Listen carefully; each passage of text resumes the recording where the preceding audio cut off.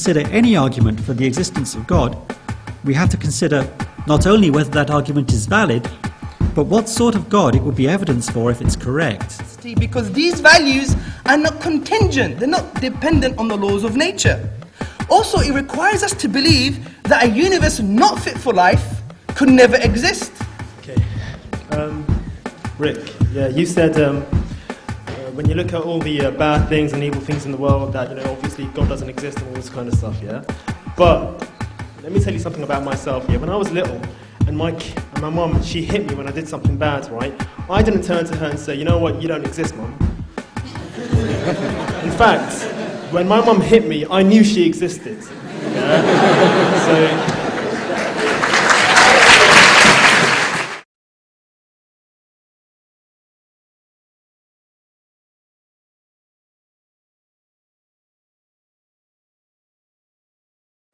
Richard Barrett, thank you very much.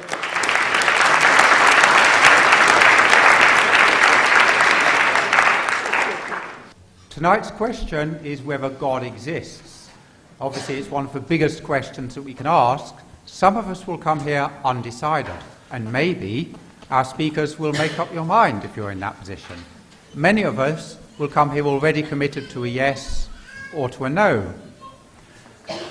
If we are already committed, it's perhaps less likely the speakers will change our minds, but we can still get something very valuable from it, and that is an appreciation that the people on the other side are worth listening to, may have worthwhile things to say. One of my favourite letters is one that Oliver Cromwell wrote in 1650 to some very dogmatic Scottish churchmen. He did not ask them to change their minds. He just said, "Think it possible you may be mistaken." And if we come away with that sort of attitude, if we know where we stand but accept that we could still be wrong, then I think we'll have cause to be very grateful to our two speakers, Hamza Tzortzis and Rick Lewis. To introduce our speakers, Hamza is a convert to Islam, he's an international public speaker, author, lecturer and intellectual activist, and he's particularly interested in Islam, politics and philosophy. He's debated with prominent academics and intellectuals on various topics, and he's a senior researcher for IERA. Rick is the founder and editor of Philosophy Now, which makes him one of the main initiators of a popular philosophical movement in the English-speaking world. He launched the magazine in 1991. Is it really 18 years? It is 18 years? Well, the first ever popular philosophy magazine worldwide. And this initiative facilitated a wave of popular philosophy activity in Great Britain, the United States and elsewhere, which has gone from strength to strength. And he's been a regular guest on philosophy related programmes on BBC Radio 4 and elsewhere. So we have two excellent speakers, one on each side, and without further ado, I shall invite Hamza to speak first.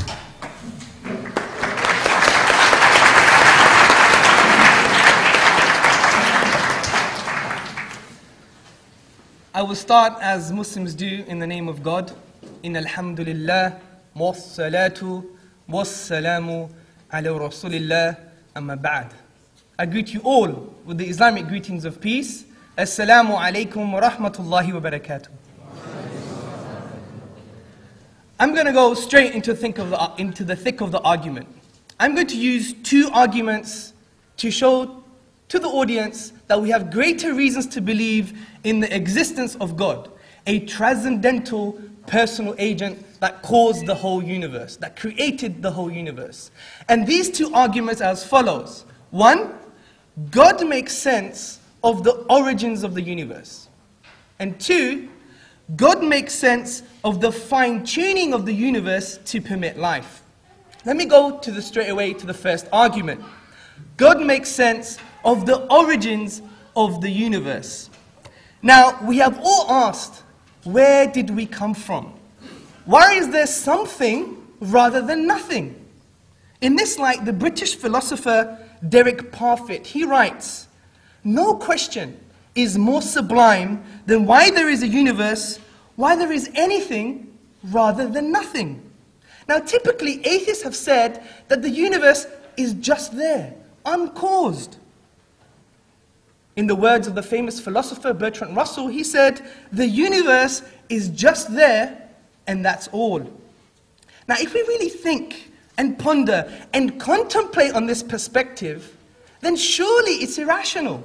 Because that would mean there was an infinite history of past events. Our history is infinite. But can that really be the case? Can we have an actual infinite anyway? Can we have an actual infinite in the real world? And does an actual infinite actually really exist? I would argue that it does not, because of the following examples. And take these into consideration. Example number 1. Say you have an infinite number of bananas. If I take 2 bananas away, how many bananas would you have left? An infinite number of bananas. So it just sounds like bananas to you, doesn't it? Example number 2. Imagine you are a lieutenant or a soldier and you want to shoot the wall. But in order for you to shoot, you have to ask the permission for someone behind you to shoot.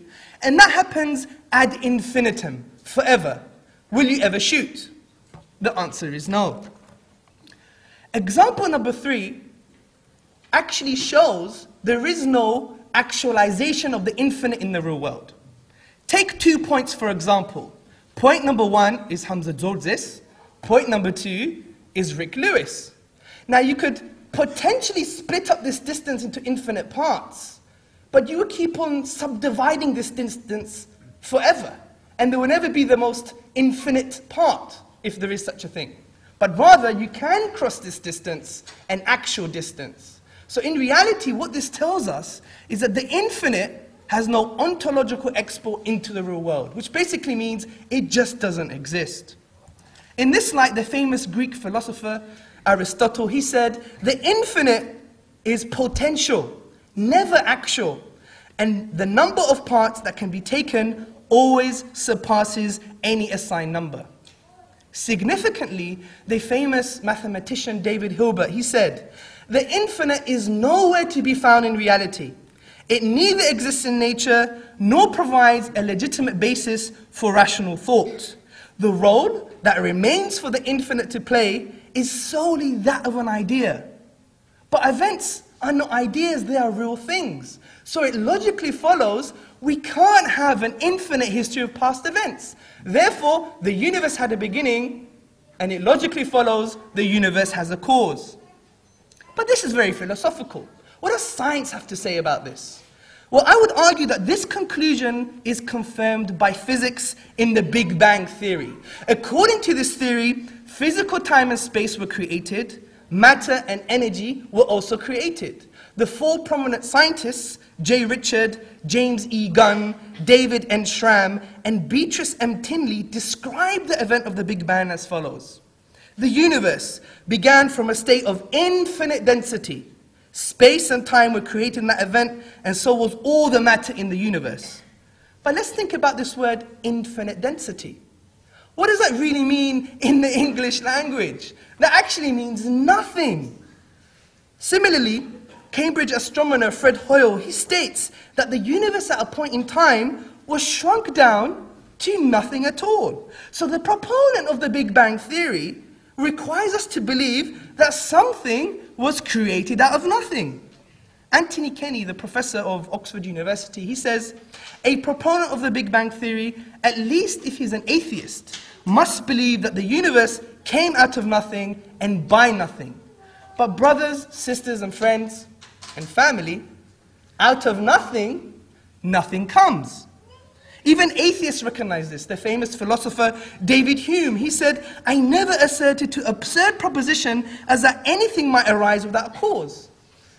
P.J. Swart, in his publication About Time, he says, if there is anything we find inconceivable, it is that something could arise from nothing. And I believe the following statement from the eminent physicist Sir Arthur Eddington eloquently sums this up. And he says, the beginning seems to present insuperable difficulties unless we agree to look on it as frankly supernatural. So we can conclude from philosophical and astrophysical scientific evidence that there's a cause for the universe. However, this cause doesn't mean it's God. There's a bit of a leap of faith there, a bit of a jump. Let's inquire what is the nature of this cause in order for us to have that conclusion. I believe, 1, it must not be subject to time, because it created time and space. Even Stephen Hawking, he says, almost everyone now believes that the universe and time itself had a beginning at the Big Bang. 2, it must be uncaused, as we already discussed the absurdity of an infinite number of anything, and that includes causes.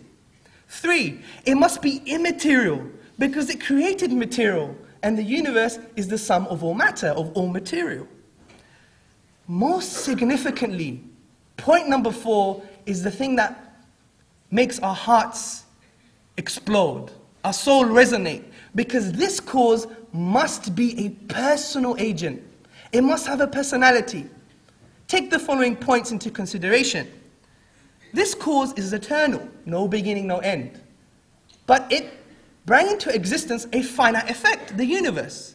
So the only way it could do this if it chose to bring into existence the finite effect. And choice means what? It means it has a will. And if it has a will, it means it has a personality. Also, if this cause is immaterial, the only thing we could think about that's immaterial are 2 things. 1, abstract objects like numbers, or 2, minds. But things like numbers don't cause anything. But raise your right hand, just to show that your mind actually does have an effect in nature.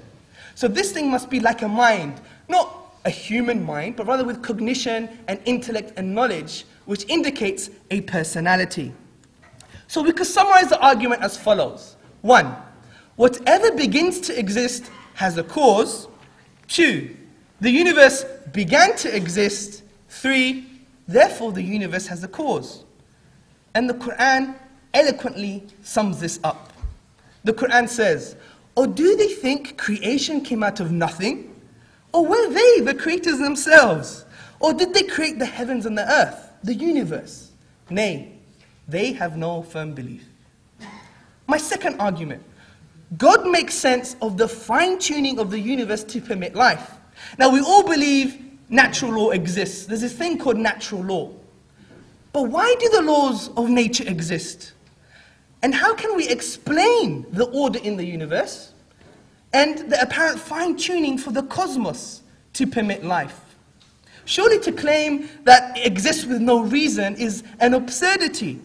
In this light, Professor Roger Penrose, he says, there is a certain sense in which I would say the universe has a purpose. It's not there just somehow by chance. Some people take the view that the universe is simply there and it runs along. It's a bit as though it's just sort of computes. I don't think that's a very fruitful or helpful way of looking at the universe. Now, I would argue it seems more likely that a universe should exist that wouldn't permit life than one that would. However, the existence of a universe that permits your existence depends on a conspiracy of initial conditions that must have been fine-tuned to a degree that is incomprehensible. Take the following examples. Take them into consideration. Example number 1, the expansion rate of the universe. If the expansion rate of the universe differed by more than 10 to the power of minus 18 seconds, which is 1/quintillionth of a second, there would have been no universe. Even Stephen Hawking, in his publication, A Brief History of Time, acknowledges the extraordinary equilibrium in the rate of expansion. And he says, if the rate of expansion 1 second after the Big Bang had been smaller by even 1 part in 100,000 million, the universe would have recollapsed before it ever reached its size. Example number 2, the Big Bang's low entropy condition. Now, Roger Penrose of Oxford University has calculated that the odds of the Big Bang's low entropy condition existing by chance are on the order of 10 to the power of 10. That's 10 with 123 zeros. And Penrose comments, I cannot even recall seeing anything else in physics whose accuracy is known to approach even remotely a figure like 1 in 10 to the power of 10. So we're baffled here. And there are only 3 possible explanations. 1, it's physical necessity. 2, it's chance. Or 3, it's design. Well, I would argue it cannot be physical necessity because these values are not contingent. They're not dependent on the laws of nature. Also, it requires us to believe that a universe not fit for life could never exist. But we have already seen that these constants and values, even if they were changed by a hair's breadth, it means that there will be no universe to permit life. Professor Paul Davies, he states, it seems then that the physical universe does not have to be the way it is. It could have been otherwise. Also, and most controversially, it cannot be chance. Because the chances of the universe to permit life are so high that it will be impossible and irrational to use this as a sufficient explanation for fine-tuning in the universe. But someone may argue, Hamza, but it can be still by chance. Then I would reply, well, why don't you use the same explanation if you woke up one morning and saw 747 in your garden or a pink elephant in your front lawn? It's just irrational. Most importantly, I would argue that it's not just about chance. It's about what the theorists call specified probability. And specified probability is you need a high chance, including, plus, conforming to an independent pattern. For example, you have a chimpanzee in this room with a computer. You leave him or her overnight. And what you see is, oh Romeo, where art thou, O Romeo? Deny thy father, deny thy name. A Shakespearean sonnet. And that doesn't make any sense. Fine, you may expect, and you may say, it could have been chance if you saw words like my name, book, dog, tree, house, garden. But since it conforms to an independent pattern of English grammar, you cannot say this was just by chance. So we can easily conclude that we have sufficient reasons to believe that the universe was designed. So let's summarize this argument. 1, the fine-tuning of the universe to permit life is due to physical necessity, chance, or design. 2, it's not due to physical necessity or chance. 3, therefore it's due to design.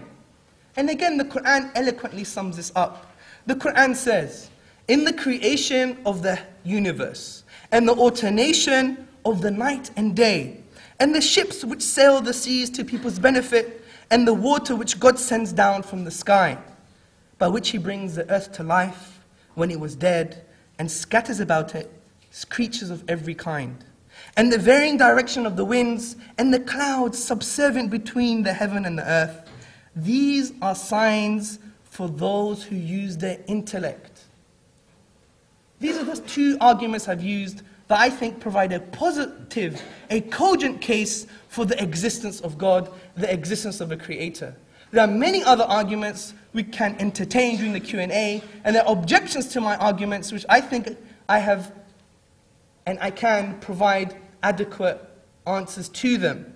But I like to point out that since I've provided a cogent case for the existence of God, and I don't want to preach or tell anyone how to debate, but I believe my premises must be addressed if we're going to talk about a positive case for atheism or agnosticism.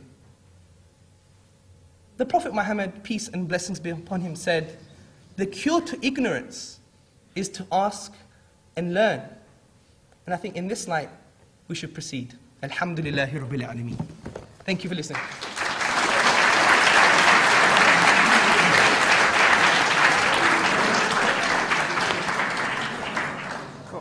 Thank you very much, Hamza. I now invite Rick to respond and put the opposing case.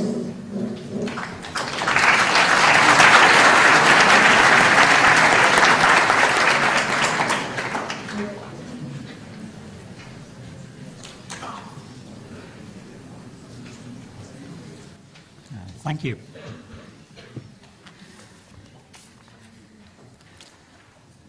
I'd like to thank Dialogue with Islam for inviting me here to discuss this most fascinating and important questions with you.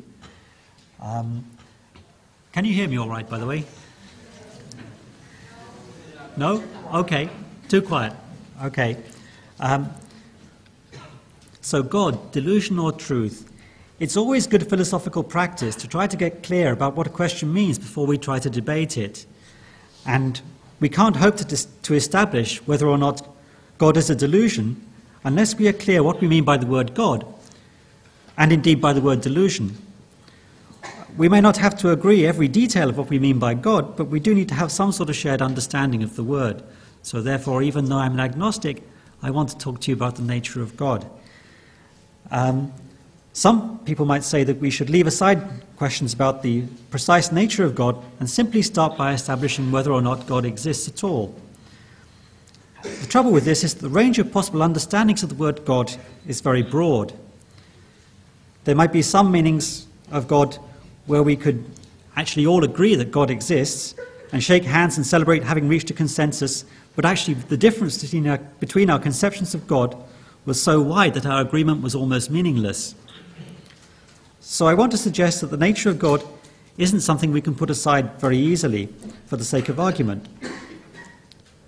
On the other hand, if we try at the beginning to say, well, we're only going to talk about one agreed, precise conception of God, then we might leave out a great deal that people want to talk about. So we have to keep reminding ourselves what kind of God we're talking about, and in particular, when we consider any argument for the existence of God, we have to consider not only whether that argument is valid, but what sort of God it would be evidence for if it's correct.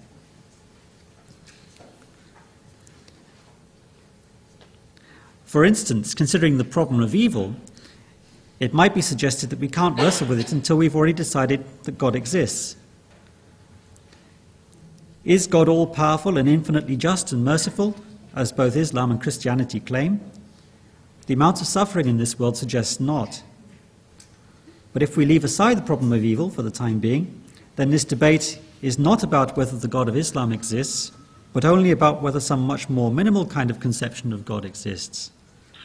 Not a God to whom we could pray or who will take an interest in our welfare. If we're talking about this kind of God, a God who creates the cosmos and then stands back from his creation, then we can disregard the problem of evil. It's no longer a problem in this sense. But if we're talking about a just, merciful, and all-powerful God who intervenes in his creation, then we cannot.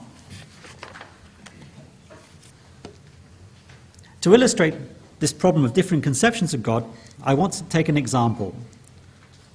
Most of you will be familiar with a gentleman called Baruch Spinoza. Now, Spinoza, who lived in the 17th century in Amsterdam, was a lens grinder by profession. So you could say his profession was to help us see things more clearly, and let's hope that's the case here. Spinoza wrote in his book Ethics a proof of the existence of God. According to him, we can all agree that God, if he exists, is the greatest entity imaginable, by definition. And a God who existed in the world would be greater than one who just existed inside our imaginations. So Spinoza says that therefore God must necessarily exist. This is the ontological argument. But therefore, Spinoza goes on to say, that entity, God, must include as part of itself everything we see, planets, humans, trees, everything, or else we could imagine a yet greater God who did include these things. Therefore, he proposes that God is the same as nature.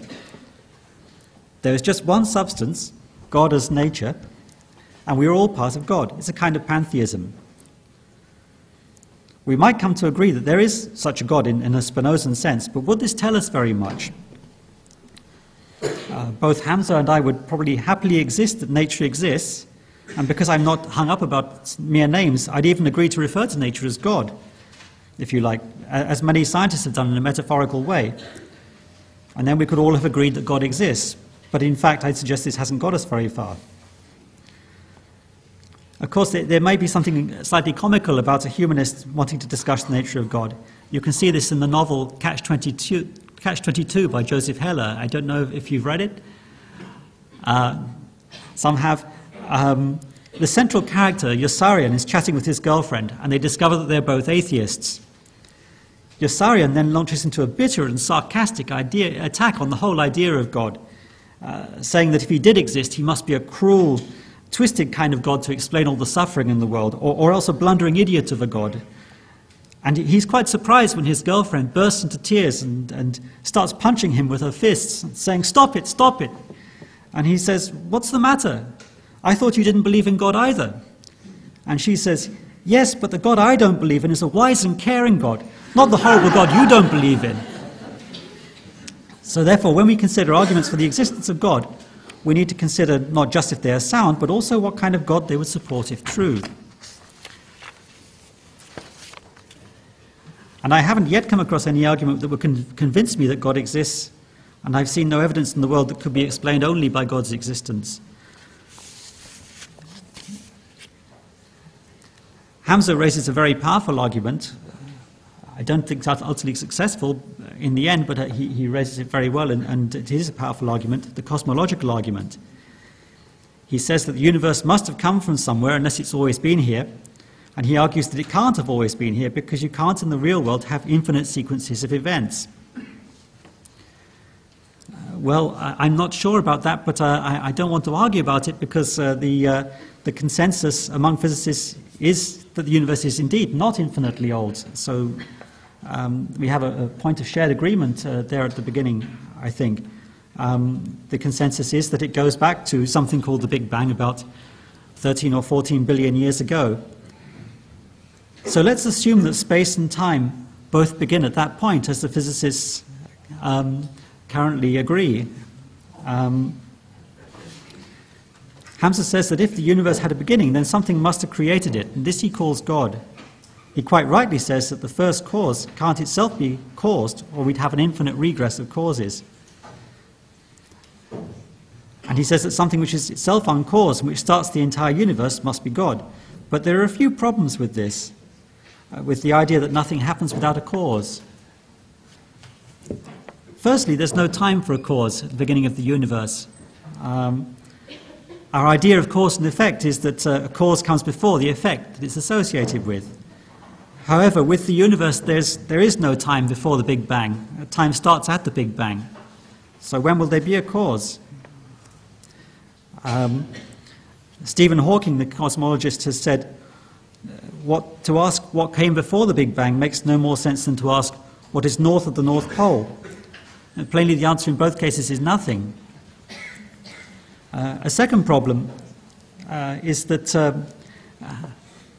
well, it does seem that not every effect has a cause. In modern physics, in quantum physics, some things do happen without a cause. For example, if you have a sample of radioactive material, then statistically you can say how long it will take for half of that sample to decay. But you can't say when a decay will next take place, because it's random. There's no given cause for a given decay to occur. A third problem with the idea of a universe which has a beginning which must therefore have a cause, or a third possibility perhaps I should say, is Stephen Hawking's own picture of the beginning of the universe. He has a suggestion for how the universe is, which is that it is finite but has finite but unbounded space-time. So this gets around the problem of an infinitely old universe, but doesn't actually have a boundary which you have to explain. So what does this mean? What is it to be something to be finite but unbounded? Well, the surface of the Earth is finite but unbounded. You know, you can work out what the actual area of the Earth's surface is very precisely if you want to. But there's no boundary. You can walk across the Earth and you don't come to the edge of the Earth and fall off. So he thinks that space-time is also like that. It starts. If you're going back in time, you get to a point which we call the Big Bang, and as you progress in time, then in terms of space, the universe gets bigger and bigger and bigger, and then at some point it starts to get smaller and smaller and smaller again, until eventually you get to a point in time where the space of the universe shrinks to zero again. But he says, well, this is all, if he's right, and he's not even sure that he's right as far as I understand it, at least at this point in the 1980s when he wrote this book, then you don't need to worry about what caused this, because this has always been there, this curved space-time universe. It doesn't actually have a need for a cause, as he sees it. So therefore I agree with Hamza that no mundane mechanical cause triggered the universe, but it's possible that it was not a cause, but more like a set of conditions, or else that Stephen Hawking was right and it didn't need that. It's just always been there. But if it was a set of conditions, well, let's look at that briefly. Hamza thinks that there was a prime mover, an initial cause, which exhibited will, and so therefore it must have personality. Presumably to show will, it must have a choice, as you said. What choice might that have been? Well, you could say, why did the universe just start then rather than earlier or later? Maybe that was the choice. Well, when else could the universe start except at the beginning of time? Any time it happened would be the beginning of time, by definition. So that question is meaningless. But then you could say, well, why was the universe the way it was? And this brings us on to Hamza's second argument. Why was the universe made in such a way that it would support intelligent life? It does seem that many of the physical constants in the different physical laws of the universe, as we're beginning to discover them, are such that if they'd been different, then life couldn't have arisen. Maybe there couldn't have been stars at all. We're talking about constants like the charge on an electron. Apparently, if that was a bit different, then hydrogen would behave in a different way.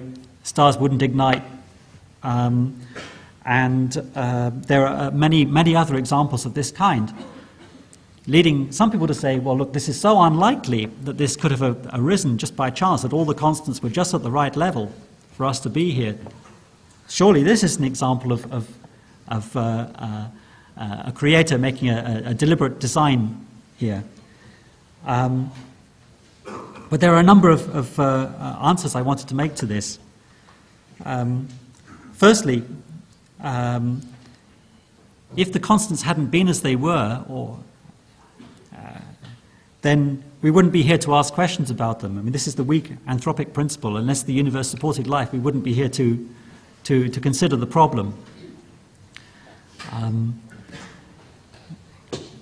If you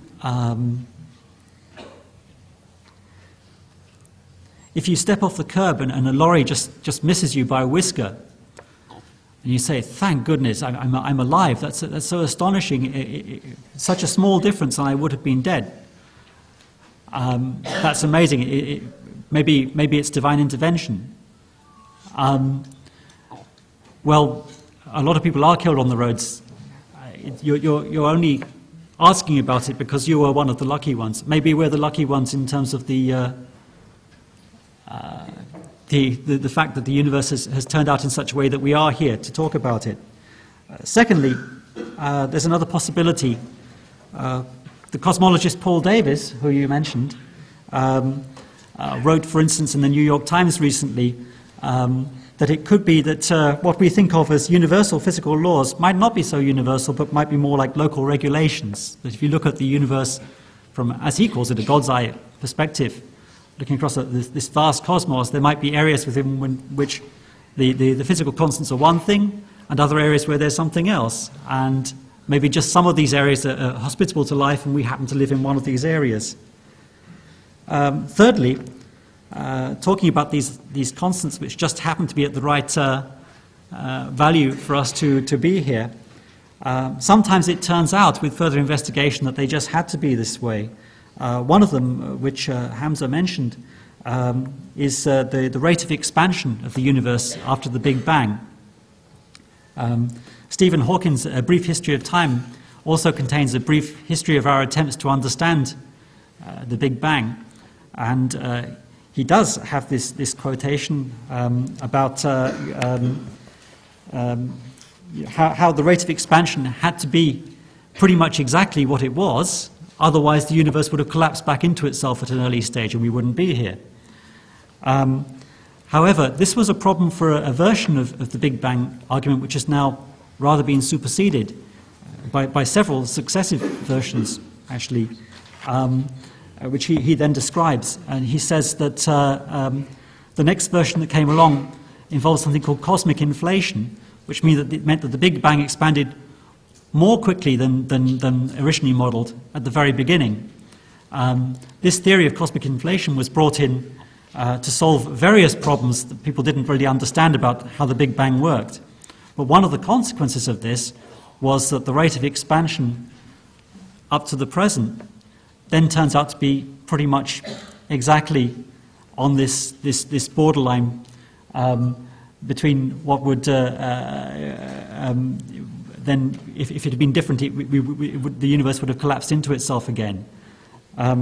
So sometimes it seems that you have a really strange coincidence with these physical constants, but then on further investigation it turns out that that's not the case. That it has to be that way, otherwise, other things don't work. So if we're relying on Hamza's second argument here to show the existence of God, then we might end up with a kind of God of the gaps, as it's sometimes called. A God that we introduce to understand, to explain things that we don't quite understand about how the universe works, but then later on it turns out that we find out how they work after all, and then it turns out we don't need God to explain that particular bit of the picture anymore.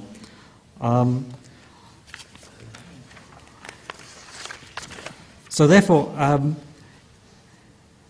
I'd like to say that if there was a prime mover, it didn't seem to show to me to show unequivocal signs of will or personality. But a prime mover or a prime set of conditions for the birth of the universe without a will or a personality would be pretty close to the modern physicist's position, and indeed to Spinoza's position. Some event or set of circumstances which we're still investigating led to the birth of the universe. That process may in the end turn out to be intelligible to us or not, and we may call it God or we may call it an aspect of nature, but either way we're talking about the same thing, and that thing isn't a personal God.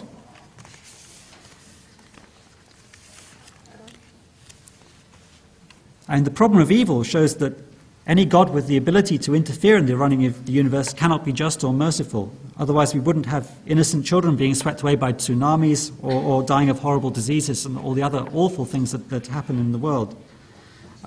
Hamza might say, well, God has his reasons and a wisdom which we can't even begin to fathom. I accept this completely. This is an immense, complex universe, and we're small, limited creatures doing our best to understand it all. And we've got a long way to go. But if we're going to agree to give in and say that our intellects are too limited to comprehend everything, then we have to be consistent about this. In other words, we also have to apply that humility to arguments which seem to us to be good arguments for the existence of God. They might be bad arguments after all. We can't tell. So therefore, if we take that route to avoid the problem of evil, then we end up having to agree to be agnostics anyway. I think this is unnecessarily defeatist. 10,000 years ago, we didn't even have writing, and now here we are grappling with the mathematics of how the universe works. Who knows how far we'll have got with these problems in another 10,000 years, if the species survives at all, of course.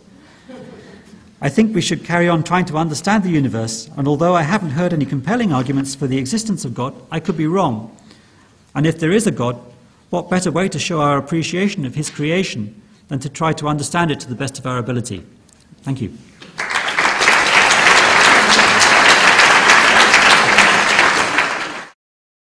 Well, you've now heard from our two speakers, and it's now time for contributions from you, the audience.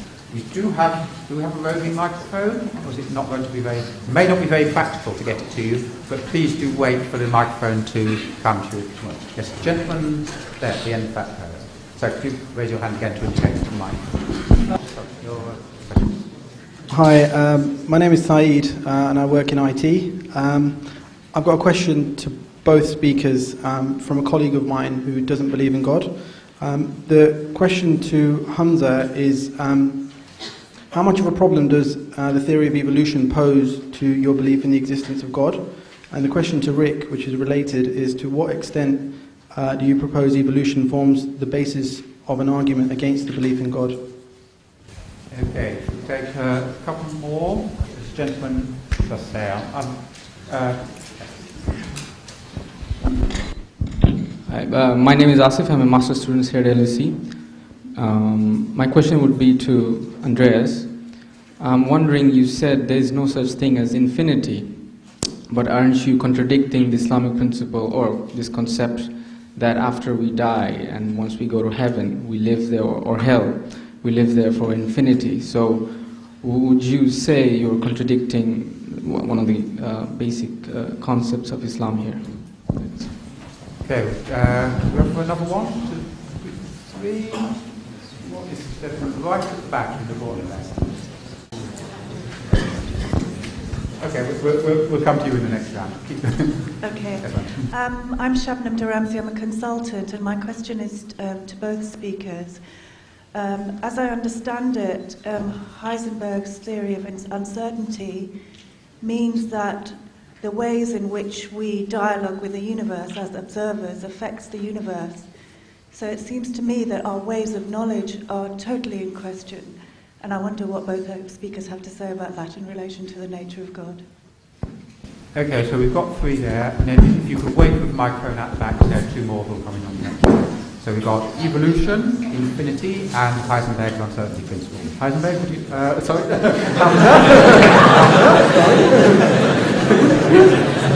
would you like to answer all 3 in 30 seconds? Sure. I'm sure Heisenberg is more handsome than I am. Okay, in regards to evolution, it's very simple. In contrast to my arguments, evolution just has been said. It doesn't have a foot in the door. It's billions of years way after. Because I was discussing about the initial conditions of the fine-tuning of the Big Bang, and I was talking about the metaphysical principle of whatever begins to exist as a cause. The universe began to exist, therefore the universe has a cause. Now, with regards to evolution, even the prophet of neo-atheism in his famous book, The God Delusion, Richard Dawkins, he says, we don't have an equivalent explanation for physics. So there's a difference between a biological view on the origins of life and to do with the argument by design and the cosmological argument. So for me, evolution might be a very interesting way to explain the origins of life from a materialistic perspective, but I don't have to peg my arguments to that because my arguments are way before with regards to arguing for the existence of God. Now, with regards to contradicting the concept of infinity, I would specifically say that the infinity doesn't exist in the real world, the universe as we know it. Concepts like paradise and hell are metaphysical claims and concepts that we only believe in from an epistemological perspective, how to get to know God and what God says via the Quran. And there's 2 differences between the real world and things such as things that we cannot even fathom. That's why the Quran is itself the light, the unseen, things that we cannot even know. We don't have the keys to this. So, from our analysis from the finite universe, we understand that the infinite just doesn't have any ontological export into the real world. Some mathematicians said that it does exist, but that's based upon axioms and conventions that exist only in the mathematical realm of discourse. We can't export it to the real world, which, if you remember the examples I gave, will highlight this point. The third point, I think, is very interesting in terms of ways of knowledge, how we get to know things and how we get to acquire information. I think, for me, and I think this relates to Rick Lewis's very nuanced speech, is that we have to understand the difference between ontological arguments and epistemological arguments. Now, when I was talking about the existence of God, I was talking about a well-known, defined concept of God in terms of his ontological existence. He is a transcendental cause that has a personality, he's a personal agent. Rick was going into the realm of epistemology, how we get to know God. And that's a totally different type of argument, in my opinion. Rather, the debate should be about, is the Quran from God, or how do we know if a book is from God, or how do we get to know God, which is a different type of question. And usually, when I had this debate at the American University of Beirut, and there was a shifting between ontology and epistemology, and we're going back and forward. But I'm happy to address, if we do discuss later, about how we get to know God and what the nature of God is, including the problem of evil. But with regards specific to this argument, there's a difference between an ontological argument and an epistemological one, how you get to know God. And for me, that would be the need and the necessity to prove that the Quran cannot be explained naturalistically. And that's how I would leave it as that. Thank you. Okay, thanks very much. Right, over to you, Rick. So evolution and Heisenberg are compulsory questions for you, but infinity is optional. Okay, well, evolution, I think I probably largely agree with Hamza on this one. I think before Darwin came along, the existence of such complicated and subtle organisms as ourselves and the other animal and plant life on the planet actually was a pretty powerful argument for the existence of God. And I think that Darwin's theory, by providing a very compelling alternative explanation of that, removed that argument for the existence of God. However, that doesn't mean that the theory of evolution therefore means that there is no God of another sort. It isn't an argument against the kind of God who simply sets the universe running and then leaves it alone, for instance. Yes, evolution is an argument against certain conceptions of God, but perhaps not against the conceptions of God that we've been mainly discussing here. Heisenberg's uncertainty principle, it's utterly fascinating, of course, and very significant that there are some things we can't know, even in principle, about subatomic particles. The fact that we can't know both the position and the momentum of a particle at the same time, for instance. So there's a limit on our knowledge there. Certainly this is a question about what we can know, but it doesn't mean we can't know anything about anything in the physical world, of course, because once you get above the subatomic level, the statistics of the movements of particles and so on, as far as I understand it, are sufficiently reliable that we can say things with confidence about the position of chairs, lecture rooms, planets, each other, and so on. So in some sense it does provide a problem about knowledge, but not such a problem that it undermines all our attempts to gain knowledge. Okay. Thank you. We'll take some more comments. There's a gentleman right in the back corner there. Thank you. My name is Rahim. I'm a social worker. Could I ask both of our speakers for their views on the idea that without an objective force of some sort, there is ultimately no right and wrong. Unless you have something that is external to our subjective experience, right and wrong is purely defined by our time and our culture and our place.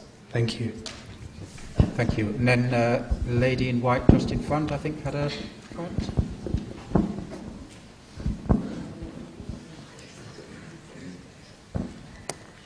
This question's from a colleague of mine.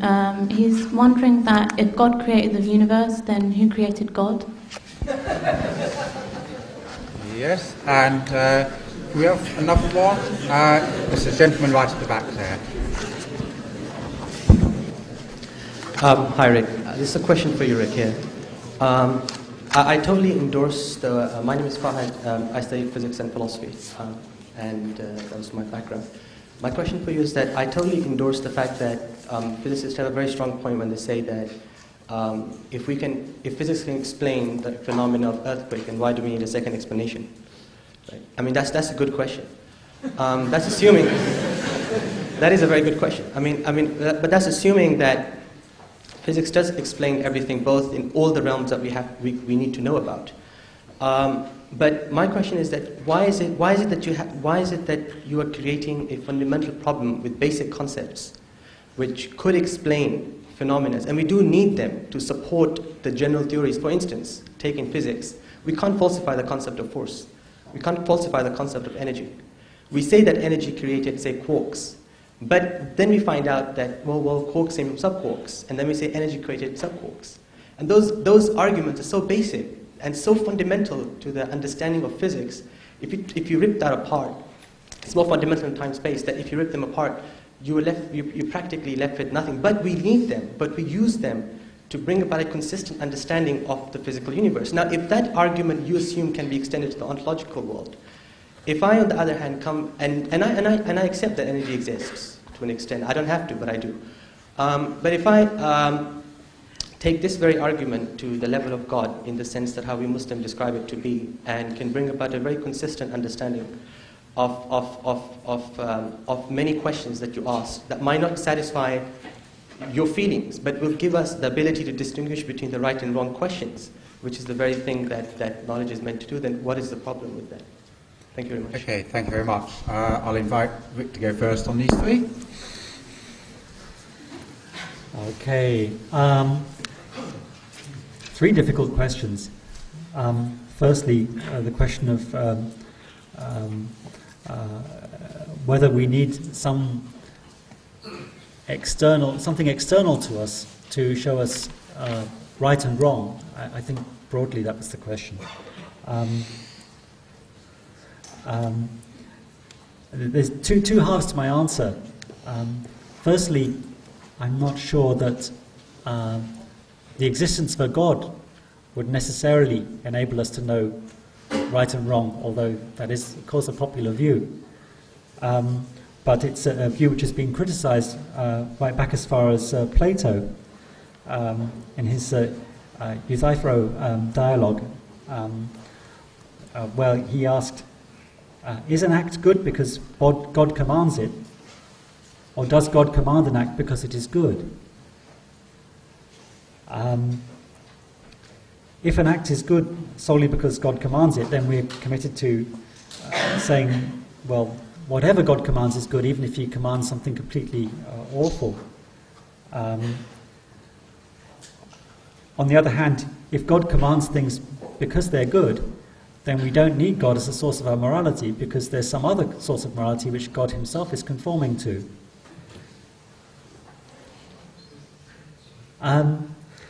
If there isn't a God as a source of our morality, then I don't think that's an insurmountable problem. It doesn't mean we can just do whatever we like. Of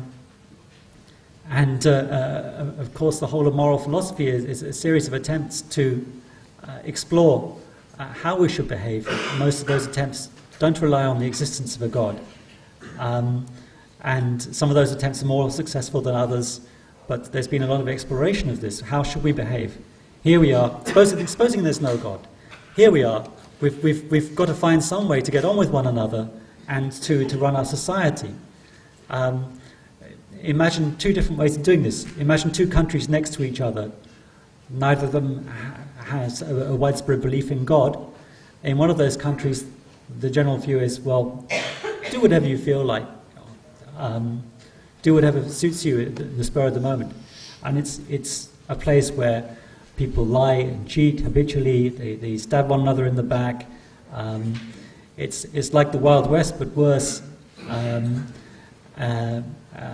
There's never any peace for a moment, because everyone does what seems to be in their immediate advantage with no concern about morality. And in the neighbouring country, people do observe some sort of moral code, whether one based on tradition and custom. After all, the word morality comes from mores, the Latin meaning custom, and the word ethics comes from the Greek ethos, meaning custom. So they have either morality based on custom, or else they have some moral code which they've just agreed among themselves. Look, this is how we'll treat one another. Is this all right, everybody? Okay. Now, which of those two countries would you rather live in? Which of those countries would you rather raise a family in? I know which one I'd rather live in, and I think that maybe is all the basis you need in secular terms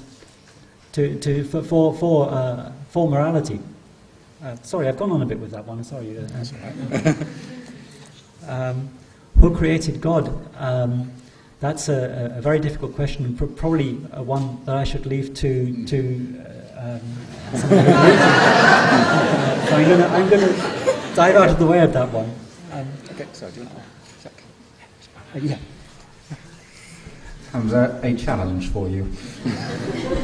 Thank you, that's very interesting.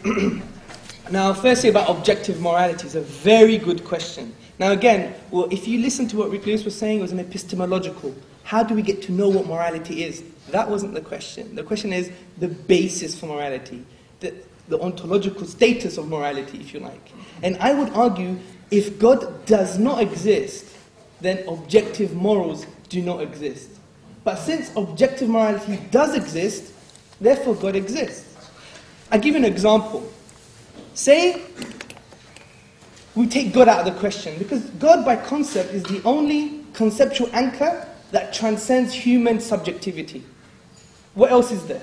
if you take God out of the question, we cannot really say rape is 100% objectively morally wrong from a conceptual basis.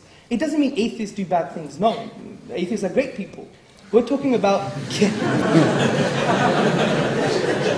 That wasn't meant to be a joke, by the way. So the point I'm trying to make is this. In absence of that conceptual anchor that transcends human subjectivity, you just have two things. Social pressure, like what Rick Lewis was saying, and evolution or biology. Now, if we look at biology, we're just accidental byproducts of a lengthy evolutionary process. Our morals have evolved just like our ears or our teeth. And in evolution, we're just animals. And animals don't have a moral paradigm. When you see a lion ripping the neck of a deer and drinking its blood, you don't say, hey, that lion's acting immorally. No, you're saying it's according to its instincts. So surely we can't have evolution which is ever-changing as an objective basis for morality. So what's left? Social pressure. I would argue if you read anything about social history, social constructionism, read a very basic book by William Burr called An Introduction to Social Constructionism, we can easily come to the conclusion that this is dangerous ground. Because that would then excuse what happened in the 1940s against the Jewish minorities. There was a social consensus that it was okay to say that we can kill the Jews, which we all believe is objectively morally wrong. But we can only really believe that if you believe in a God. Because what else is there as a conceptual anchor that transcends human subjectivity? We're stuck. Now, Rick Lewis talked about Plato's dilemma. The way to break that dilemma is this. It's because God is good. And that's how you break the dilemma. So the second question, who created God? I really love this question. Now, with regards to the design argument, it would be who designed the designer. Now, in the philosophy of science, the best explanation doesn't require an explanation. For example, if I'm 500 years away, we go and we're archaeologists, say, futuristic archaeologists, I don't know what they're going to look like. And we go into a park, Hyde Park in London, and we start to dig, and we see my mobile phone, a bit of cable, a bit of camera. Now surely the most rational explanation, the best explanation is to say, there was a civilization here. Now if a skeptic comes along and says, well, I don't think that's true because how did they exist? Who put them there? Where did they come from? What was their color? Those questions doesn't negate the first explanation, which is the best explanation, doesn't require an explanation. Because if we continue to do that, it's self-defeating. We will not even have science to explain the explanation of the explanation ad infinitum. Then we wouldn't have any knowledge. Then me and Rick should just go home. So, and the second point is, with regards to who created a creator. Now, if you define from a logical perspective a creator is an uncaused cause, then you're saying who caused the uncaused cause? It's like saying, my friend John is in hospital and he delivered twins. What are their gender? I want an answer. What are their gender? Sorry? Exactly, the question is nonsensical, it just doesn't apply. That's exactly the point. And obviously from the cosmological argument, I said, not whatever exists has a cause, but whatever begins to exist. God never began to exist. Now, with the third argument about falsification, the brother, I think his name is Fahad, an amazing argument. I really like this argument because I could have just got onto the podium and said, I believe in God because it's intuitive. It's inside me, I can feel it. And that's a rational argument. Do you know why? Because there's a consensus almost in humanity. Anthropologically, sociologically, there's many anthropologists now saying if you put kids on a desert island, they're going to believe in a God. So it's intuitive. Similarly, why should I prove my intuitive claims? Science never proves or justifies that the external world exists. It's an assumption. They never question that assumption. Do you know why? They don't have an answer. They have to start somewhere. So if they claim God is irrational because it's intuitive, well, science is irrational because it's also based on something intuitive, which the external world exists. So it's a very basic philosophical premise that we believe that God exists from intuition. Although I didn't use that as an argument, but you can do. And if anyone says to you, well, you shouldn't believe that because it's irrational, well, that goes with any type of philosophy. Every philosophy has an assumption. The assumption of science is that the external world exists, and they just take it for granted.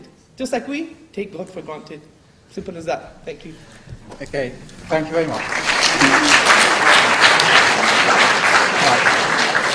Right. We've got time for another round of 3 questions with the microphone. If you could, the first one, the lady in red there, so if you go up to row 6 and then across 5 places. My question is going to be a bit controversial because I'm going to ask about something that it hasn't been addressed so far. We talk about God, and in my understanding is when we talk about God, sometimes we might relinquish our responsibility. I was brought up in a Roman Catholic religion, but then I also explored Buddhism and the Eastern religion, and I think maybe the God is between us, but I wouldn't want to give the name God. It's about if we start listening to ourselves, we get in touch with nature around us, we get in touch with people around us. You know, there is the lion that kills another animal. There is that part between us. And a lot of religion a lot of the wars happen because of this fight about God. So I think the people who don't believe in God, what we attach to God, that should have a space and a voice in this setup. Okay, thank you very much. Then next one I saw was a gentleman in the second row, right at the end of the row.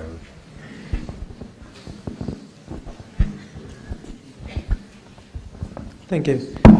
Well, my question to Brother Hamza is, I totally understand the difference between the nature of God and the argument which was supposed to be here, that whether the God exists or not. But what I have seen from Professor Rick is, to most of the arguments you have raised, he has answered maybe coincidence has to be this way. So, but initially he raised an argument about the evil. How do you explain evil if God exists? So because he has gone away from the track, I would like to ask you to answer this question as well, if possible. Okay, thank you. And there are lots of bids for the last slot. Gentleman here in the middle, please. My question is to the second speaker. You said that the universe came out of nothing. My question is, who created nothing? Ooh. Yes, nothing is a challenging concept, and nobody knows what to do with it, but then he would. Right. Hamza, over to you. Thank you. Okay, I think if I want to sum up the first question, which is a very interesting question, I think it's in 2 types, 2 forms of that question. The first form is, how do we get to know God? The second form is religion and war and disasters. Now, I would argue that in order to know God, we can't really just rely on introspection, because we are based on different genetics, social structure, demographics, historical geographical background, heritage, etc. And we would have our own conceptions of God, which would be problematic. And we've seen that in history when there wasn't much religion around that actually defined and brought people to a consensus on what God actually is. So if we do rely on just introspection, I think it's problematic, because we're trying to understand this transcendental cause that is a personal agent that created the whole universe. How can we do that? All we know is there's a knocking on the door. We don't know who's behind the door unless it tells us. So the knowledge has to come externally, not introspectively. And I believe that knowledge is the Quran because of other evidences such as the miracle of the Quran. Now, with regards to religions and war, this has been used by the neo-atheists, dogmatic neo-atheists in my opinion, such as Hitchens and Dawkins. They say religion causes war, it's barbaric, it's not good for your life, it's rubbish. Now, I give a simple answer to that. The simple answer is, in the secular history that we know of today, it has been the most bloodiest history on humanity. And it wasn't in the name of religion, it was in the name of secular ideologies. Even if you want to point the finger, look at Stalin, killed 6 million Christians, Pol Pot and others who did things in the name not of religion, but of other ideologies. Similarly, when they say religion is not good for you, I think that's wrong.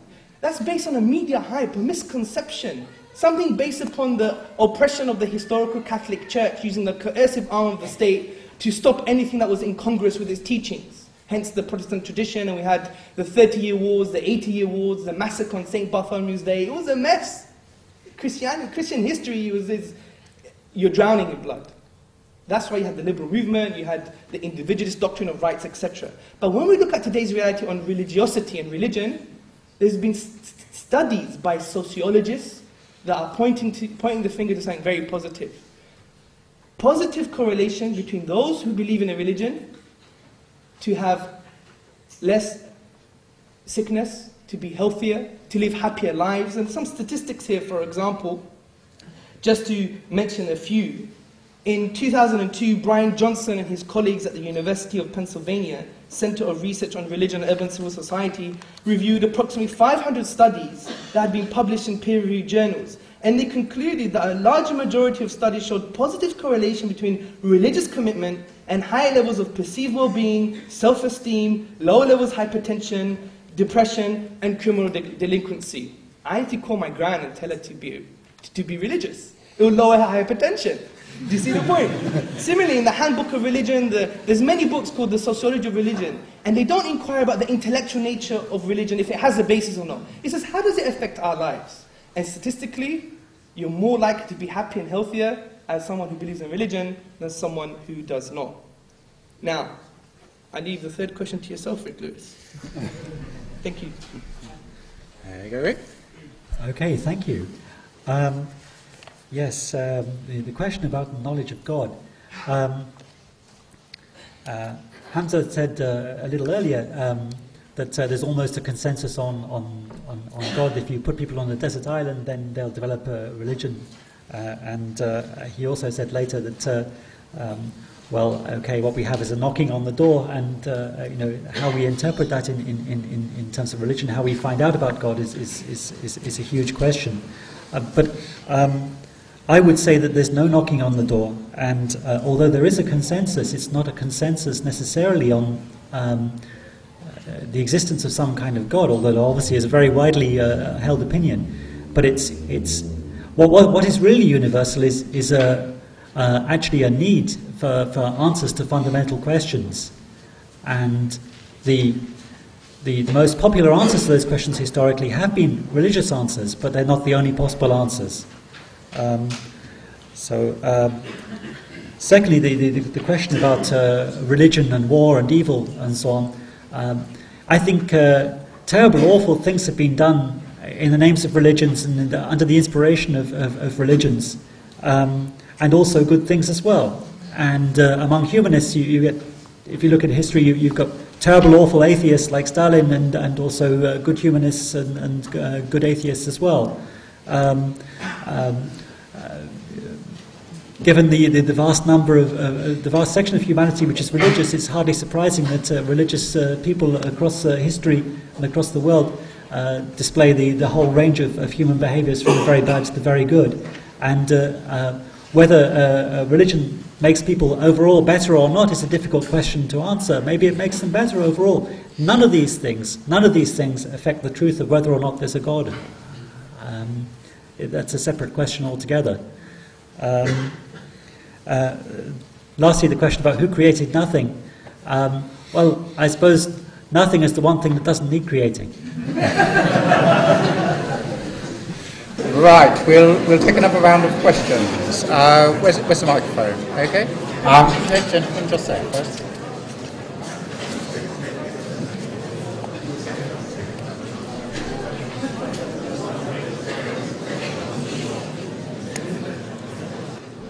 This question is to Rick. I thought about it actually when you spoke about.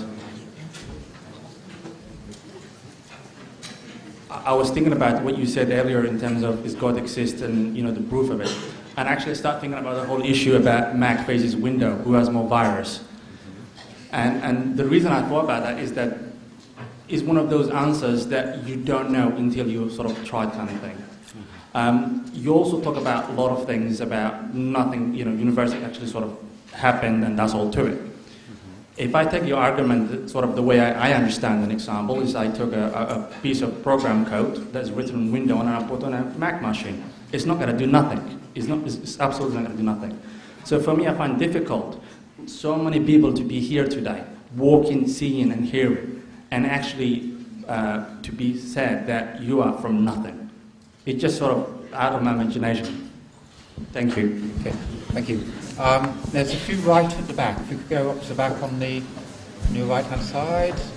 Yes. Gentleman who's standing up there at the end of the row first. Hi there, my name's Rob Gifford. I'm coming at this from a Christian point of view. I'm a Christian, and I came, if you're looking at it from a Christian point of view, obviously I would say this, it seems simpler. It's based on revelation. If you want to know what the Christian God is like, look at Jesus, who is God in human form. When I came, I was expecting the Hamza, you to talk more about revelation, since I thought that Islam was more of in some ways similar to Christianity, a religion of revelation. And I wondered, you've talked a lot philosophically and ontologically and epistemologically, or whatever. I'd like to ask about the concept of revelation in Islam, which is very much at the heart of the Christian faith.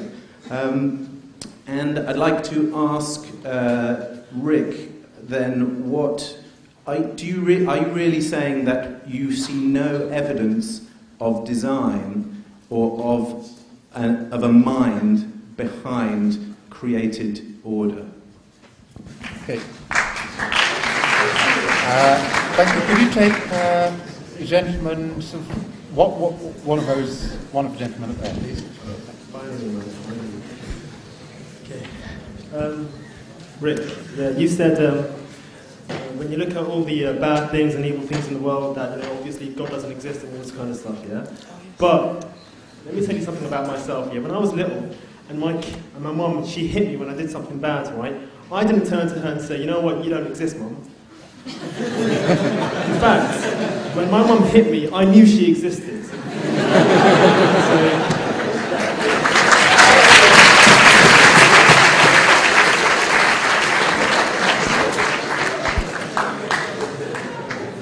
Okay, thank you. Actually, could we just take one more? Just one question. My name is Claude. I'm a child of the universe. Just a basic question towards the panel. If God is the beginning and God is the end, and God knew that when He created man, He gave him the ability to choose right and wrong, why did He create Adolf Hitler? Okay, thank you. We'll take those, and then we'll probably have one more round.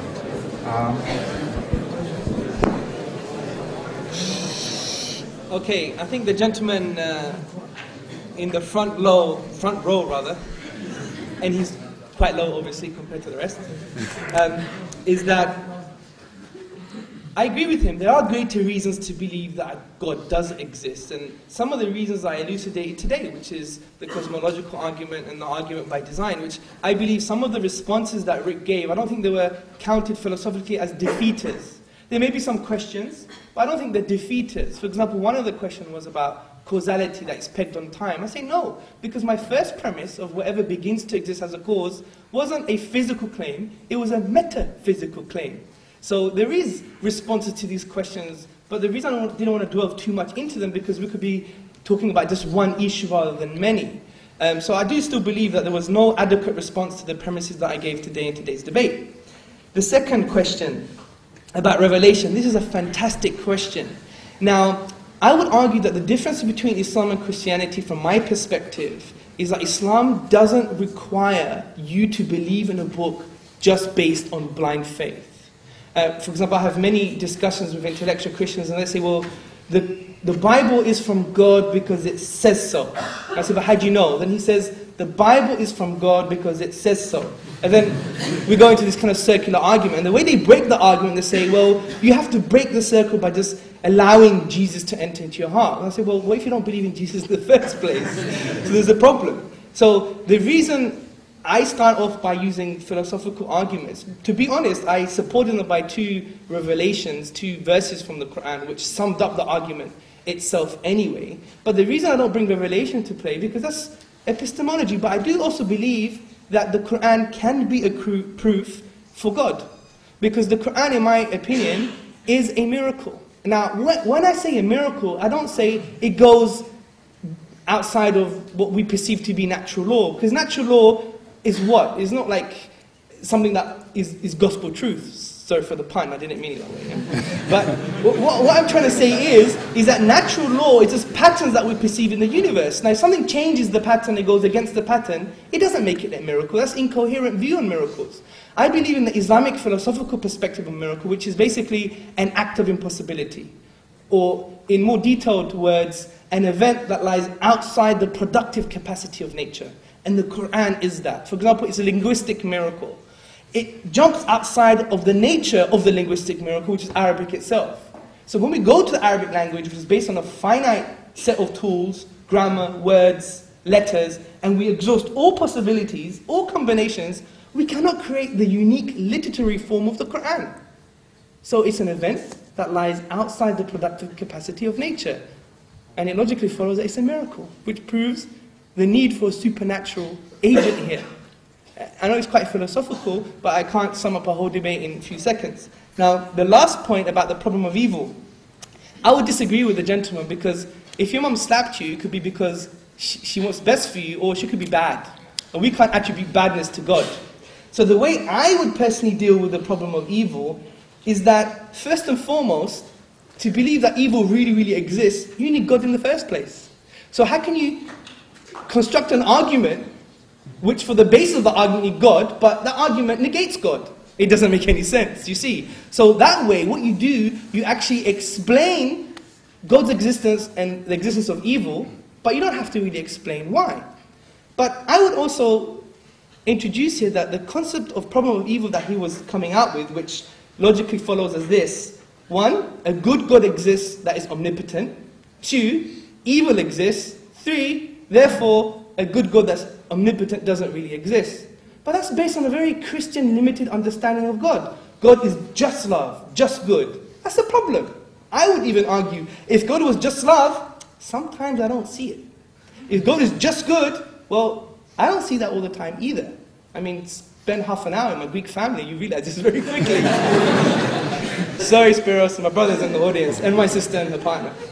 Anyway, the point is this, is that Islam, I believe the concept of God in Islam is amazing.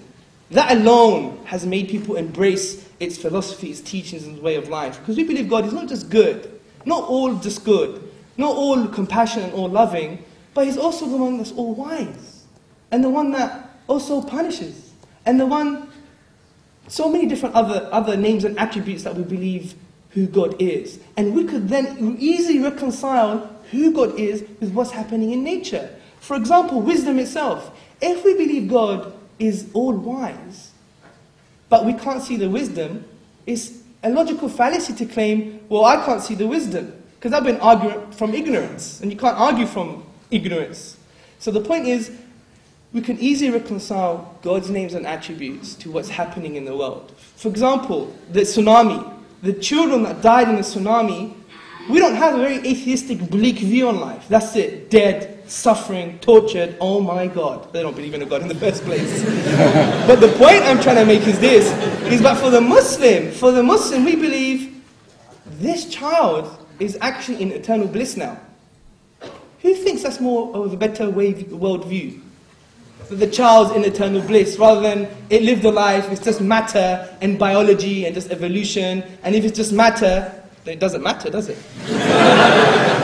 So the point I'm trying to make is, even from an emotional point of view, what would you prefer? A view on life which would have no injustice, no end bliss, or just a view on life that you're always going to complain and you're going to have problems and you're going to see in a very negative perspective? I believe the Quranic worldview, in contrast to the atheistic, agnostic, and Christian worldview, is slightly more positive because we have a greater understanding on who God is, which we can prove via the Quran, and who God is, such as all-wise, all-knowing, all-loving, is easily reconcilable with the problem of evil, which inherently is a problem with Christianity, not other religions such as Islam. Thank you. Thank you very much. Rick, over to you. was a lot of interesting questions there. I'm going to try and take the first two together, and someone asked if I really thought that everything could come from nothing, all the wonderful things we see around us. And the gentleman who asked about Revelation said, did I really see no evidence of design behind created order? And the answer is, I think no, I don't see unequivocal evidence of design in the world. And at this point, I am going to call on the theory of evolution after all. I don't think it's a theory which shows that there is no God, as I've explained earlier, but it is a theory which I think convincingly explains something remarkable, which is how from a world with no life, we've come to a world which is full of life. And not only that, but full of very complex life, full of life that asks questions about itself and about its place in the cosmos and about how the cosmos works, about whether there's a God and the nature of God and so on. That's a remarkable thing. And the theory of evolution does show how this can come about. So if a purely physical theory can show something so remarkable, something which seems on the face of it so difficult to explain, then I think, well, maybe the other things that science hasn't explained yet can also be explained by physical theories too. So for that reason, I don't see any reason looking around this remarkable, amazing, endlessly fascinating cosmos to think from that, well, there must be a designer.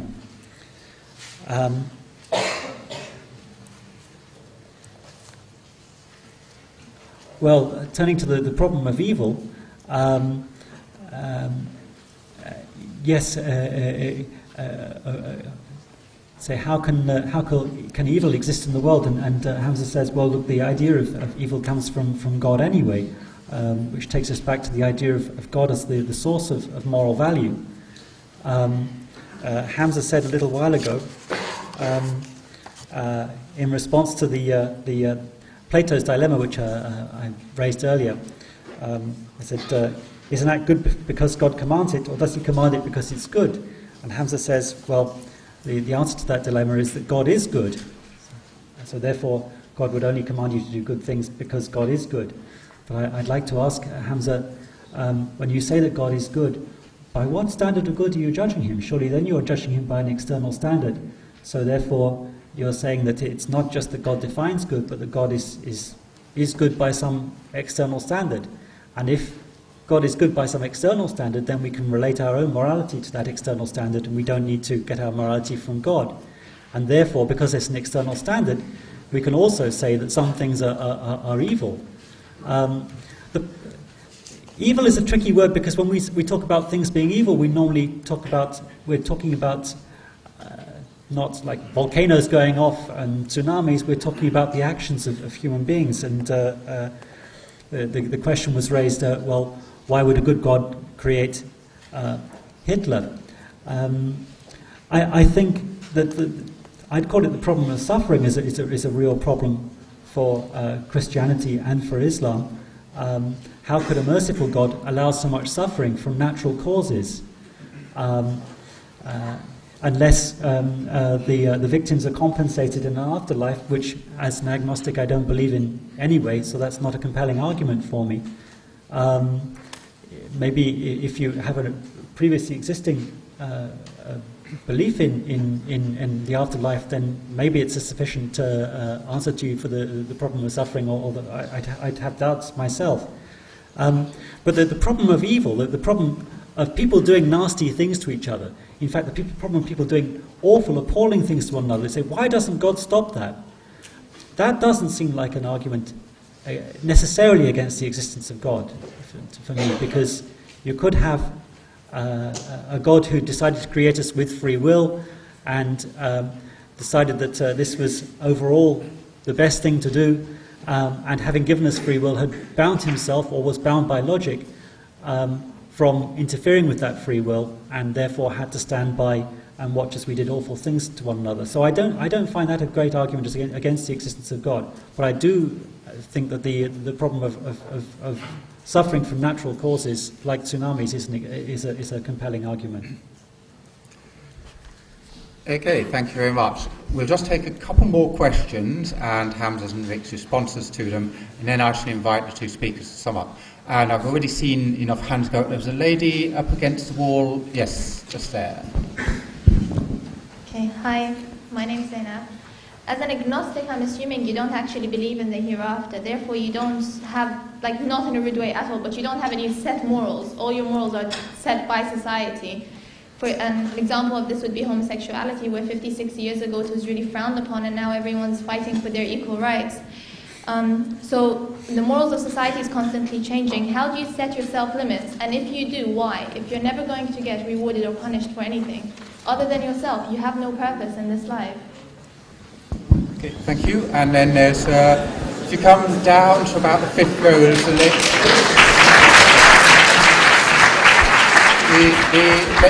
there. Yes, thank you. My name's Nozami, and I'm a music student. And I guess to me the argument is that over time people's kind of like, philosophies and minds change as well. And books like these ancient religious books, you can't read it and take it exactly as they are. That's my argument. And my question is, if the universe needs an explanation, then why does if the universe needs an explanation, then why can God not have an explanation and just be God? Why must you have to explain the universe but not have to explain God? I just don't understand it, so I'd like to have that answer. Okay, thank you very much. We'll just take these two before the speakers do something else. Rick, how do you set your limits? And probably more one for Hamza. What's this conflict between what needs an explanation and what doesn't? So.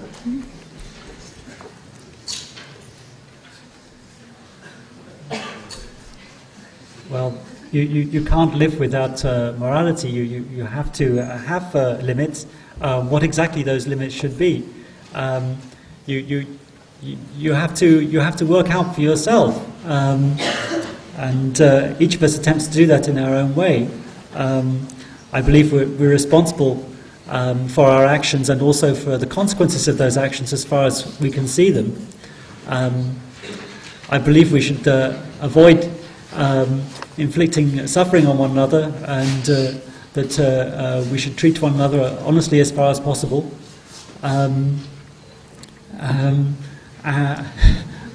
It's such a big subject, I hardly know where to start. It's something that's absorbed me for years. I'm so sorry I can't sum it up more succinctly than that. Yeah. Okay, thanks very much. And then one for you, Hamza, this question of why does the universe need an explanation and God not?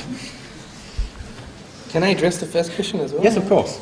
Okay, I agree with the sister when she's talking about then who draws the line and where, because it is very important, because we do have this shifting kind of morality based upon social pressures, and this is the problem. That's why I said that God is the only conceptual anchor that transcends human subjectivity. And Rick replied, then you're saying God is good to deal with the dilemma. But the issue here then goes into more of a deeper philosophical question of, we believe also in the theological aspect of revelation. It teaches us about this thing called fitra. We have an innate goodness in us. So we understand goodness, but sometimes we could be skewed and our instincts are deviated, and our moral pathways that are inbuilt in us can be deviated. So therefore, we will require epistemology. Quran, what does it say about life, man, and the universe? So there is a base morality, but then you have to elevate it, and there's other grey areas. For example, if you read literature was designed, in my opinion, just to grey moral boundaries. Do you see my point? And that's why we always have this kind of understanding of, what do we do and how do we do things. So God solves the problem by Him being the conceptual anchor that transcends human subjectivity. Now, the other lady, the media student that was saying that philosophy changes, I don't know if that's an argument against God. It's not. Because sometimes it could change for the better or it could change for the worse. Also, you're saying, why does the universe need an explanation? When you're saying God doesn't need an explanation, well, if you were intended to my argument, I said, God doesn't, I'm not saying the universe needs an explanation. What I'm saying is when I reflect upon certain evidences in the universe, then I come with a certain conclusion. It's not based upon this thing that I need answers. I grew up in a very humanist, philosophical, spiritual type of family. My dad's like a humanist spiritualist, if you like, yeah? Very nice man, just like Rick is a very nice man, in my opinion. And I'm not saying that patronizing. I think this is, very conducive, a very amazing debate. You don't have this. And I think, we should be proud of the fact that we've sat here and we've had a very calm and positive discussion.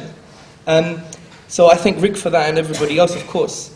Now, it's not this primitive thing that you always want answers, and I didn't come from that background either. I thought I had all the answers, but when evidence came across to me, I just inferred and deduced from evidence and came to a certain conclusion. It wasn't based upon the fact that people who have religion, they just don't have the answers, that's why they're like that.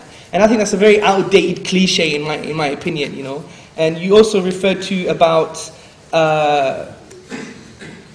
revelation, why would we believe in a book that's 1400 years old?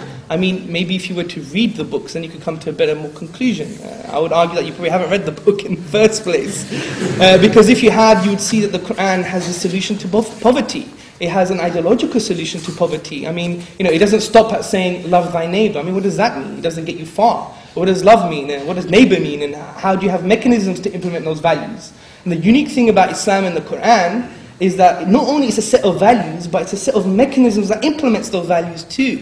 So with regards to the poverty question, instead of having this geopolitical myth, this liberal economic myth, that basically there's not enough resources and there's not enough needs and therefore there's competition, Islam says totally something different, which says, no, there's limited needs and enough resources. So instead of competition, it creates this macroeconomy of distribution, and from that we have mechanisms such as the zakat system and other things that improve it. And this is a challenge to the humanists, because the humanists say we don't need religion, because when did religion get something that was already human and make it better? Well, some religions didn't, but one religion that did make something better was actually giving charity. It socialized it, politicized it, made it into an institution, made it into an economic model, and in the words of many historians, actually for the first time on a state level, when Islamic governance was in power, there was no one that was poor. Everyone had food, shelter, and clothing. I think that's an amazing thing. So in response, maybe you should read the Quran.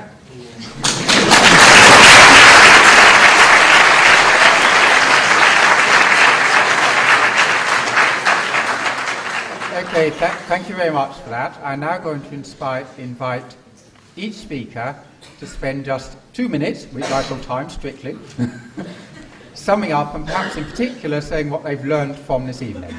Hamza. Okay, I think it's been a very interesting discussion. In summary, my arguments were whatever begins to exist has a cause. The universe began to exist, therefore the universe has a cause. And my other argument was the fine-tuning of the universe can be explained by chance, physical necessity or design. It can't be chance or physical necessity, therefore it's design. I think some of the responses were useful questions, but they weren't counted as philosophical defeaters of my argument. And especially when we went into the argument of nothingness, it's quite interesting because there's more evidence to believe that nothing comes out of nothing rather than something comes out of nothing. So, as David Hume said, who was an atheist, said, why don't you just take the greater evidence? And we always want to grasp our intellectual straws and throw God out the window. But in actual fact, when we're doing that, we're throwing our intellect out the window because, as I said, there's more reasons to believe that nothing comes out of nothing rather than something comes out of nothing. I think what's useful with the problem of evil argument, I don't think there was an adequate response in my opinion, because, we have concept of a first order good and a second order good and a first order evil and a second order evil, and sometimes evil acts make us have a second order good. For example, when there's cowardice in society, the only way to appreciate courage is by having an element of the first order evil of cowardice. So you have a higher good, which is having courage. Similarly with pain, we won't be able to know God, and in Islam we believe God is the healer. How would you know God is the healer if you weren't in pain in the first place? And we believe that knowing God is more important than pain or suffering anyway, because the question presumes that you're here just to have a nice time. We don't believe that in Islam. We're here to know and love God, which in my opinion, I would have a lot of pain for that, because it's something that's transcendental, something very deep and spiritual, and that's why the problem of evil is a very materialistic argument. Now, what I've learned from today's discussion, I have to admit that this is the first of many debates I've had with an agnostic or atheist that has been, I've learned so much. And not only from his amazing behavior. Not to say that all atheists behave badly, of course.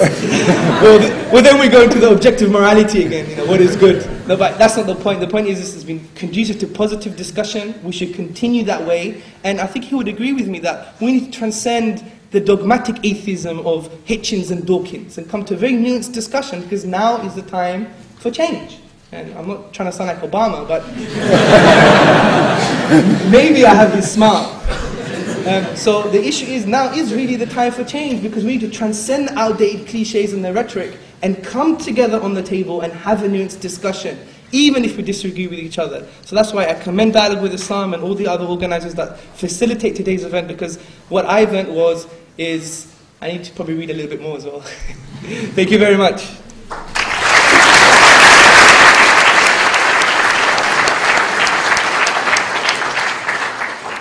Okay, great.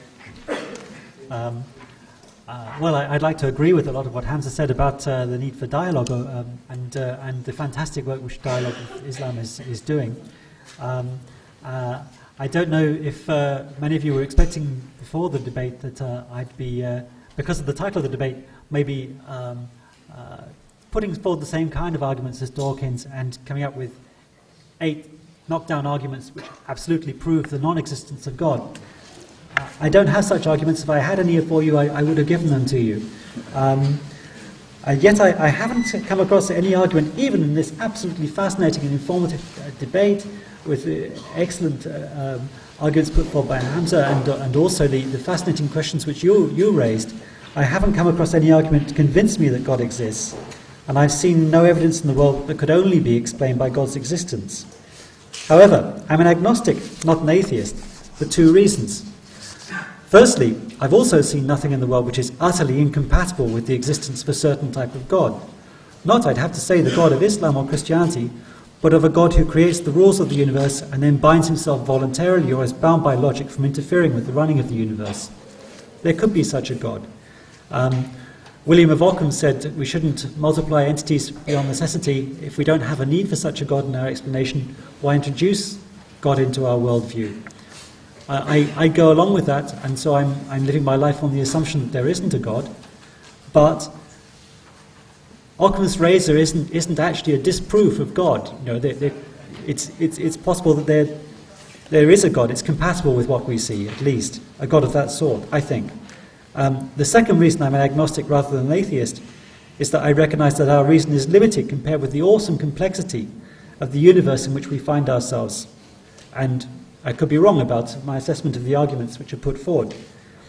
The most fascinating thing that came up in the discussion, of course, was the question of morality, I think. Already said, I think there are problems anyway with deriving morality from the existence of God. But without God, then what do we do to base our morality?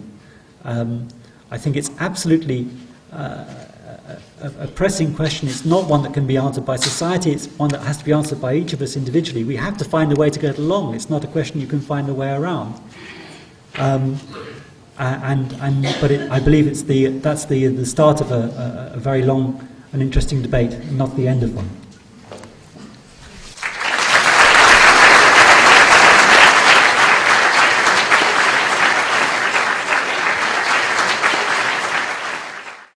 I think it went pretty well. I was especially pleased that the audience participated. They stuck to the points, they gave well-focused questions, and we got pretty decent answers from the speakers as well. I mean, to me that's the important thing about it, that we do have a good dialogue and involve everybody. And do you think that events like this should continue in the future, with like mixed faith groups and trying to debate about topics such as these? Definitely. I think it's incredibly important that you do keep the dialogue going and that we don't fall into our own little cells in which we don't know what other people are doing. And especially important is that we realise that although we know where we stand, we recognise there's another point of view and that we, or the other people, might be mistaken. And are you going to be involved in any upcoming events such as these? I'd be very happy to, yes, either as a chair or as a speaker. Okay, that's it. So how do you think today's event went?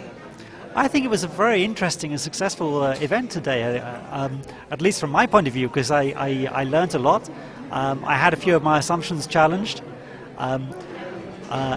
I didn't hear anything that completely changed my mind about the existence of God, but I certainly have found a lot of things to make me think.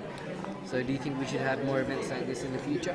I hope you have a lot more events like this in the future, because I think that they're great learning experiences. It's great to interact with all these other people who are interested in the same sorts of questions, passionately interested in some cases. And I really think it's mentally stimulating and challenging. I think the event went really, really well. It shows that Islam has a position, has an argument, has a cogent argument for the existence of God and many other questions that came out in today's debate with intellectuals and academics. You know, gone are the days that we could use outdated cliches that religion is barbaric, backwards and wrong. You know, we should transcend the likes of Richard Dawkins and Christopher Hitchens and really get into the grips of arguments and start to learn them and promulgate them in the public square like we've done today. Similarly, what was very interesting was my last point, I think, which was there's greater reasons to believe that something comes out of something rather something comes out of nothing. So why do we really grasp our intellectual straws and believe that something came out of nothing? So I think generally the debate was very successful, and I thank Rick Lewis and everyone that organised the debate today. If I could ask a question to one of the speakers, it probably would be to Rick Lewis. What got me is that he said that, clearly mentioned that he wasn't an atheist, but he was an agnostic.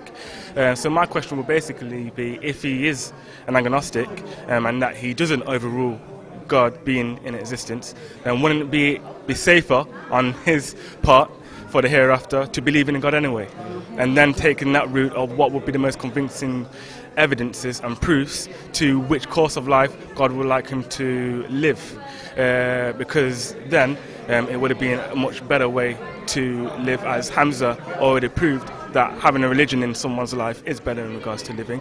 And like my thoughts would be that it will be on his benefit rather than anyone else's in regards to the hereafter. I think this is one up from a starting block. I think the arguments that are brought forward by writers such as Dawkins and his ilk recently have got a lot of publicity, but actually when you look at their arguments they carry very little weight. Actually the arguments proposed today by the agnostics here, or by the philosophers, were stronger than their arguments, and I think that we should move forward, as I said, confidently. People like Hamza are doing an excellent job in bringing the Islamic perspective, and I think that it's going to actually, from the other side, from the view of the humanists or the atheists, they're going to have to step up their game now.